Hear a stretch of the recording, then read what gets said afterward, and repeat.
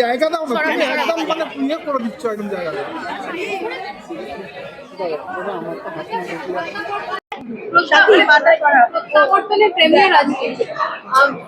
কি বলতে চাইবে দিদি এই শব্দটা আজকে দিনে দাঁড়িয়ে সমাজে কতটা জরুরি? আমিও শুনে প্রত্যাবর্তনের আজকে প্রিমিয়ার কি বলতে চাইবে সেটাই। আমি বলতে চাইবো যে এই ছবিটা আপনারা সবাই মিলে এসে দেখুন, কারণ এটা সবার দেখার মতো ছবি, এবং অবশ্যই নিজের ছেলে মেয়েদের দেখান, নিজের বাবা মাকে দেখান, কারণ এটা 3টে জেনারেশনের গল্প। এবং আমাদের জীবনে এই বর্তমান অবস্থায় প্রত্যাবর্তনের কতটা প্রয়োজন সেটাই এখানে পরিচালক বলতে চেয়েছে। অবশ্যই ছবিটা হলে এসে দেখুন, আজকে ছবিটা রিলিজ হয়ে গেছে।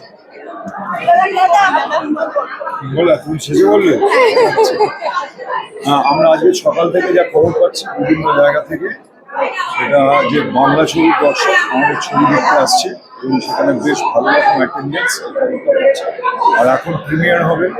সো ন্যাচারালি আমরাও লুকিয়ে আছি, আমি ছবিটা সম্পূর্ণভাবে দেখার ইচ্ছে আছে, আমাকে দেখতে পাবো।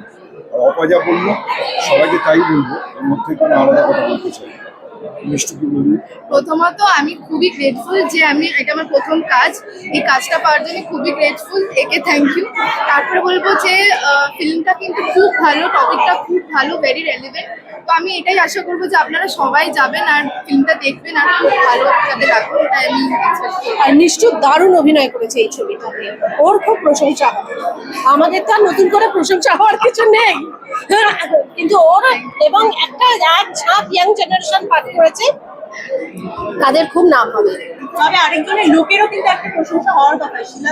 আমি এই যে আমি শিলাদা নামছে, আমি তো এক গাড়ি বন্ধু নিয়ে এসেছি, তারা বলছে এই ছেলেটাকে দেখ, ছেলেটাকে দেখ, কি লাগছে, ওটা শিলুদা, ওটা ও হ্যাঁ ওটা তো শিলাজি।